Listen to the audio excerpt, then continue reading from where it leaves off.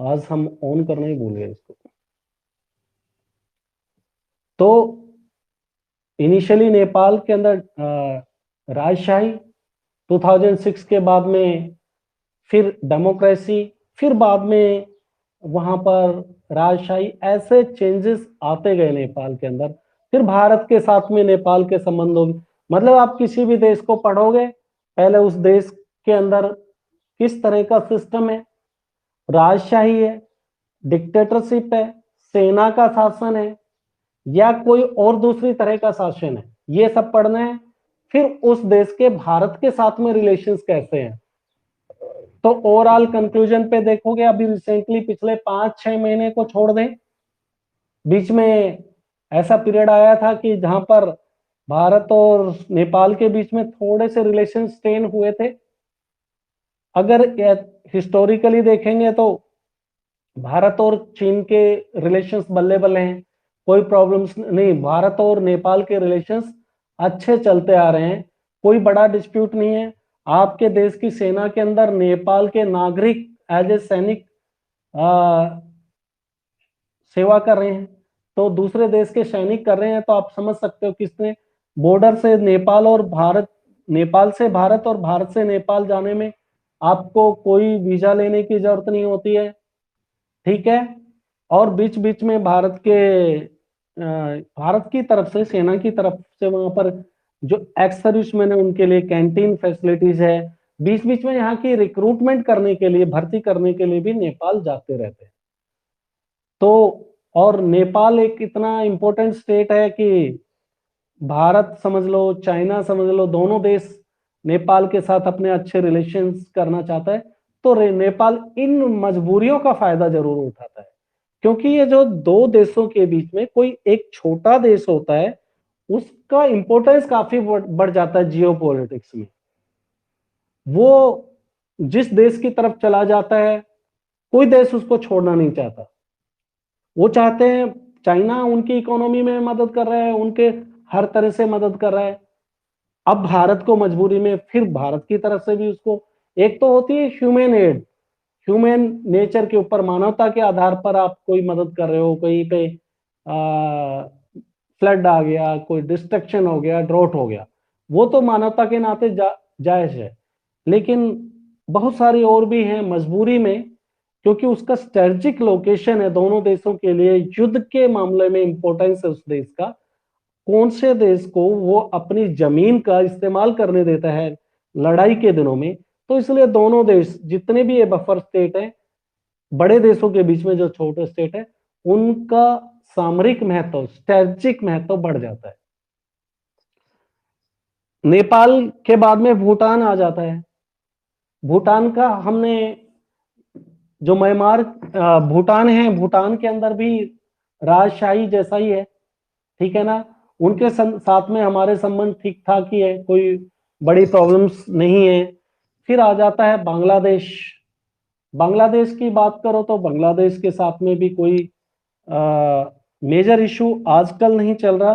कुछ है जो हम पाइपलाइन वगैरह ले जाना, ईरान तक लेके जाना चाहते हैं, तो वो बांग्लादेश होते हुए जानी है, उसमें नेपाल, बांग्लादेश हमारी मदद नहीं कर रहा। बांग्लादेश से हमारे यहाँ देश में रिफ्यूजीज आते रहते हैं, वो वाली समस्याएं हैं। कई सारे मतलब बॉर्डर से रिलेटेड डिस्प्यूट्स हैं, वो चल रहे हैं। ओवरऑल ये है, कंक्लूजन है कि बांग्लादेश को बनाने में हमारे देश का, जब आप पाकिस्तान को पढ़ेंगे तब हम आपको उसी में कवर करेंगे कि कैसे बांग्लादेश का उदय हुआ। तो बांग्लादेश का भी मोर और लेस आज अगर देखोगे तो संबंध ठीक ठाक ही चल रहे हैं। और बांग्लादेश के अंदर आप बीच में कभी डेमोक्रेसी, कभी वहां पर सैनिक रूल, ऐसा चलता रहा है, ठीक है ना। पहले जब बांग्लादेश आजाद हुआ तो पाकिस्तान का ही हिस्सा है, पूर्वी हिस्सा आपको पता है बांग्लादेश था। तो वहां के जो मुस्लिम्स हैं, बंगाली मुस्लिम्स हैं बांग्लादेश के अंदर, और जो पश्चिमी पाकिस्तान है, वो अपने आप को अपर समझते हैं बंगाली मुस्लिम से। तो इनके साथ कई तरह का भेदभाव होता रहा था। जो पूर्वी पाकिस्तान आज के दिन बांग्लादेश है, यहाँ पर पाकिस्तान की सेना ने बहुत अत्याचार किए, इनके वीमेंस के साथ में, औरतों के साथ में बहुत अत्याचार किए पूरी पाकिस्तान के अंदर, जो आज बांग्लादेश है। और यहाँ पर इतना डेवलपमेंट भी नहीं हुआ, विकास भी नहीं हुआ, करना नहीं चाहा उन्होंने, कि इन्होंने पश्चिमी पाकिस्तान में, यानी कि पाकिस्तान की सरकार के अंदर दबदबा पश्चिमी पाकिस्तान का होता था जब आपका बांग्लादेश नहीं बना था, तब की मैं बात कर रहा हूं। पूरा पॉलिटिकल लीडरशिप का कंट्रोल पश्चिमी पाकिस्तान का रहता था, और पश्चिमी पाकिस्तान के मुस्लिम्स पूर्वी पाकिस्तान, आज के बांग्लादेश के मुस्लिम्स को नफरत की नजर से देखते थे, उनके यहाँ पर डेवलपमेंट का काम नहीं होने देते थे, उनको वोटिंग सिस्टम में इतना ज्यादा इन्वॉल्वमेंट नहीं था, उनका पॉलिटिकल इन्वॉल्वमेंट नहीं था। तो फिर इस बात को लेकर ये सारा भेदभाव हो रहा था। बीच में 1950 ऑनवर्ड से ये सब चलता आ गया कि भाई पूर्वी पाकिस्तान के लोग खड़े होने लगे, बांग्लादेशी, कि हमारे साथ में अच्छा टर्म्स नहीं रख रहे हैं पूर्वी पाकिस्तान वाले लोग।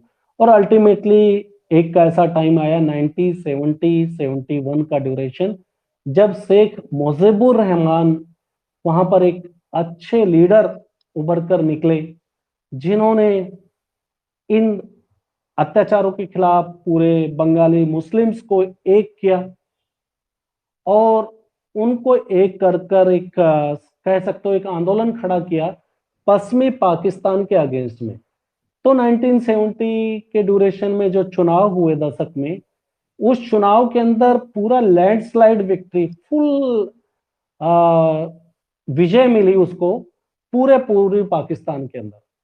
अब पूरे पूर्वी पाकिस्तान में जीत मिलने के बाद भी, मैं कंक्लूड कर रहा हूं, हम पढ़ेंगे उसको, बांग्लादेश पढ़ेंगे तब और पाकिस्तान पढ़ेंगे, फिर भी उसका कोई फायदा उनको नहीं मिला, यानी कि गवर्नमेंट के अंदर उनका पार्टिसिपेशन नहीं होने दिया, और वहां पर शासन आ गया। उसके बाद में बेनजीर भुट्टो के जो फादर थे, उनका जुल्फिकार अली भुट्टो को 1971 के अंदर जुल्फिकार अली भुट्टो को देश की बागडोर संभाल दी, जबकि इनका बहुत बड़ा रोल होना चाहिए था सीट के मामले में। पूरी पाकिस्तान के अंदर इनके पास पूरी सीटें थी, लेकिन इनको सरकार बनाने में इनका कोई कंट्रीब्यूशन नहीं रहा। ये सारा का सारा किसने किया? वहां पर जो मिलिट्री रूलर थे जनरल याहिया खान, उनकी करामात करा धरा था। वो नहीं चाहते थे कि पूरी पाकिस्तान को रिप्रेजेंटेशन मिले सरकार में, और उन्होंने जुल्फिकार अली भुट्टो को देश की बागडोर संभाल दी। तो इसके बाद में फिर बस भारत की भी कुछ समस्याएं थी बांग्लादेश को लेके।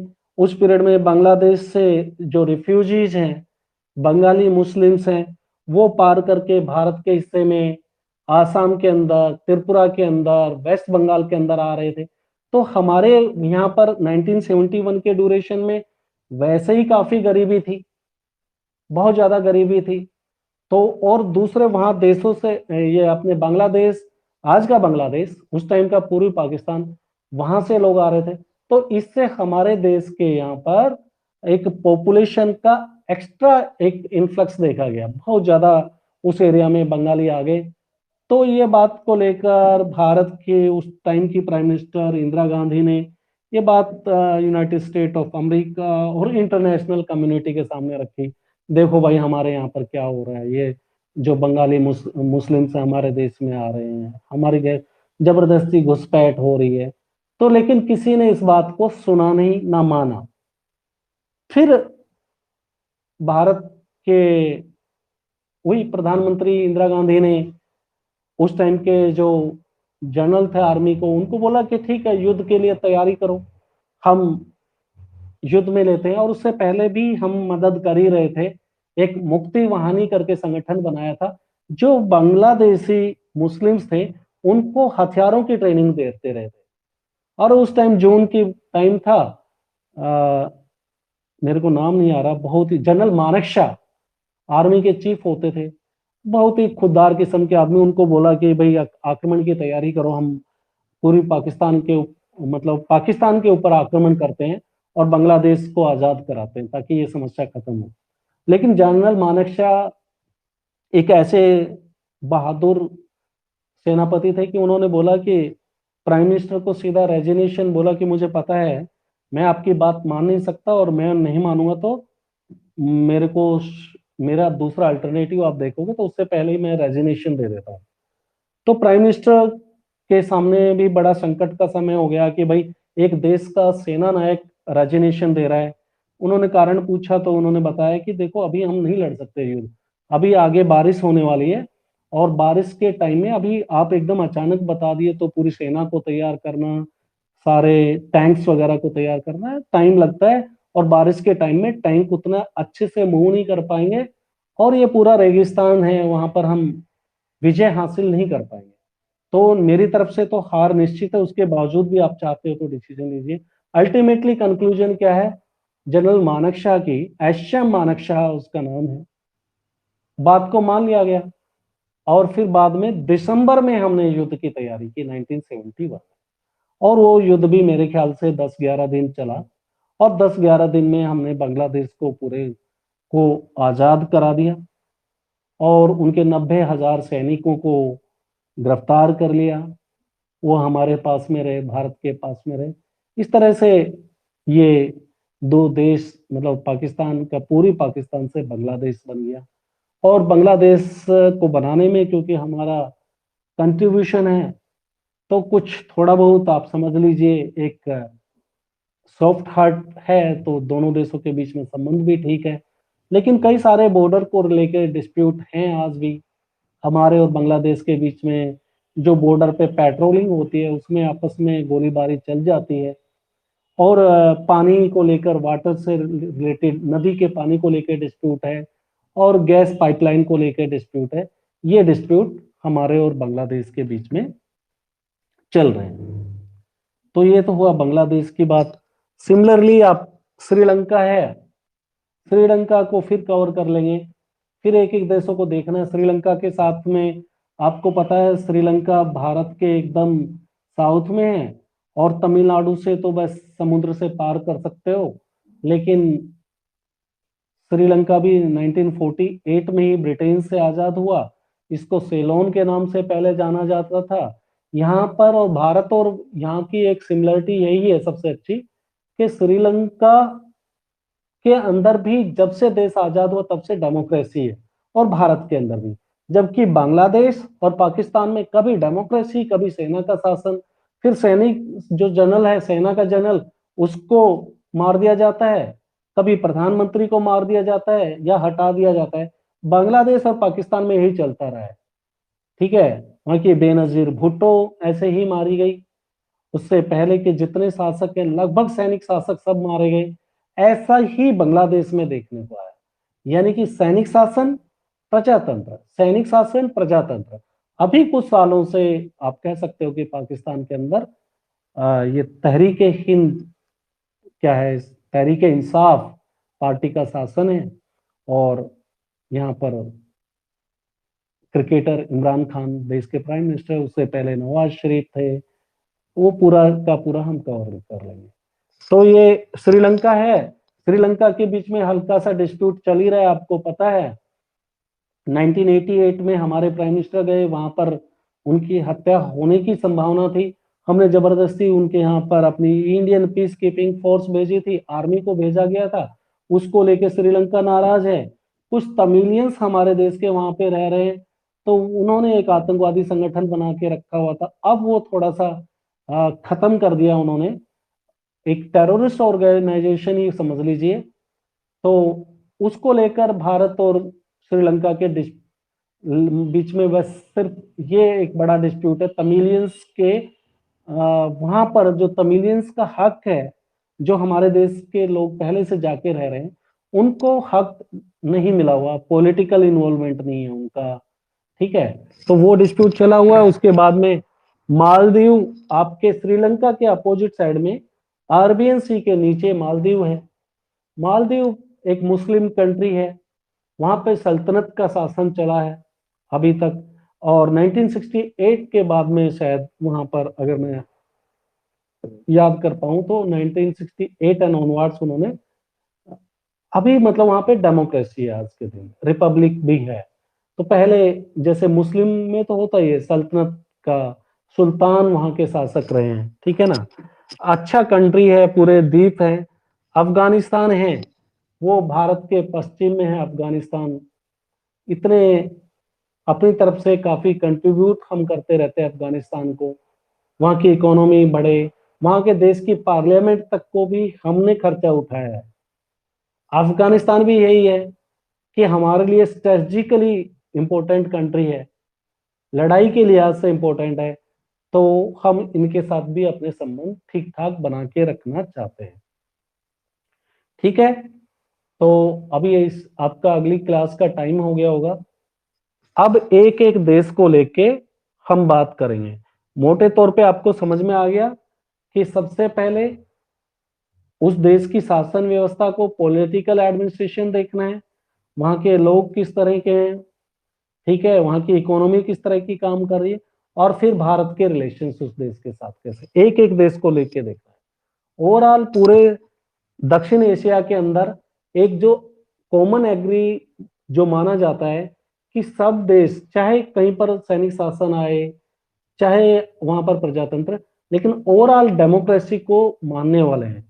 चाइना को इसका दक्षिण एशिया का हिस्सा नहीं माना जाता है, लेकिन चाइना भी इस क्षेत्र में अपना इंपॉर्टेंट उसका रोल है। बस दक्षिण एशिया में नहीं है, लेकिन चाइना का इंपॉर्टेंस काफी है। आपको पता ही है, पूरे एशिया के अंदर जापान के बाद में वही ताकतवर देश है। तो उसको भी हम पढ़ेंगे इसमें, चाइना के साथ में भारत के रिलेशंस को भी देखा जाएगा। ठीक है, दक्षिण एशिया का पार्ट नहीं है, फिर भी हम उसको पढ़ेंगे। इससे पहले वाले चैप्टर में ही पढ़ चुके हैं, फिर आगे भी पढ़ेंगे। आज की यहीं पर खत्म करते हैं क्लास।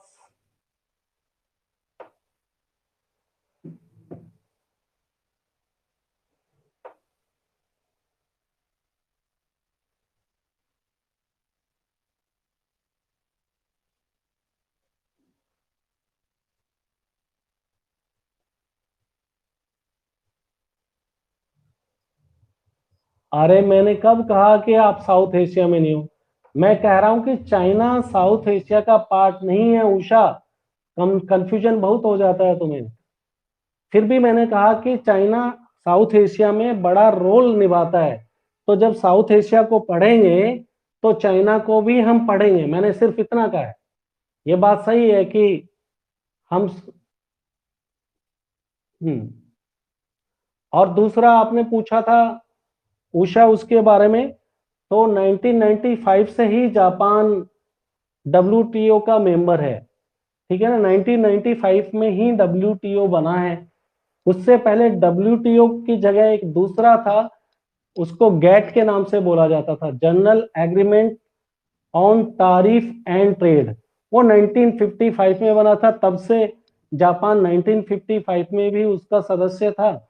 उसके बाद में इसका चेंज कर कर नाम रख दिया गया WTO.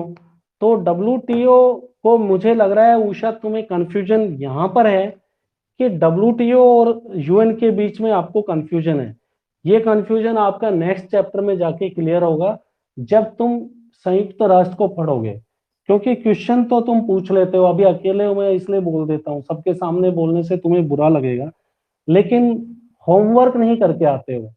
Homework in the sense, उस चैप्टर को अगर आप क्वेश्चन पूछ रहे हो तो उस चैप्टर का कुछ पार्ट पढ़ लो, पढ़ के टिक मार्क कर लीजिए जहां पर समझ में नहीं आया।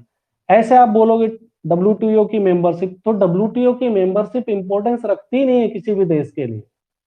मतलब जिस तरह से आप पूछना चाह रहे थे, मुझे लगा कि आप, जैसे बीच में पूछा गया कि भाई डब्ल्यूटीओ को कितना कंट्रीब्यूट करता है, तो डब्ल्यूटीओ को कोई पैसा नहीं देता है। पैसा देने की जगह क्या हो सकती है, यूएन को कौन कितना देश कौन पैसा कितना देता है, वो इंपॉर्टेंस रखता है। साथ में वर्ल्ड बैंक को कितना पैसा देता है, वो इंपॉर्टेंस रखता है। डब्ल्यूटीओ को कौन पैसा देगा, क्यों देगा? डब्ल्यूटीओ क्या है, रेगुलेट करती है व्यापार को, एक देश से दूसरे देश के बीच में व्यापार को फैसिलिटेट करती है, रेगुलेट करती है। तो उसको सिर्फ देने का मतलब, उसका मेंबर बनना मतलब आप व्यापार कर रहे हो तो बाकी देश भी उस डब्ल्यूटीओ के मेंबर है, उनके साथ में आप डब्ल्यूटीओ के थ्रू कंपल्सन हो जाती है। जो डब्ल्यूटीओ का मेंबर बन गया तो अगर वो मेंबर है तो उसको दूसरे देशों की टर्म्स एंड कंडीशन, मतलब डब्ल्यूटीओ की टर्म्स एंड कंडीशन के ऊपर व्यापार उस देश के साथ करना पड़ेगा बस। बाकी कंट्रीब्यूशन पैसा देगा तो कोई संयुक्त राष्ट्र को देगा या वर्ल्ड बैंक को देगा या आईएमएफ को देगा, और जो जितना ज्यादा पैसा उनको देगा उतना ज्यादा उसका विश्व में पूछताछ होगा। हाँ जाइए, ठीक है। Okay, bye.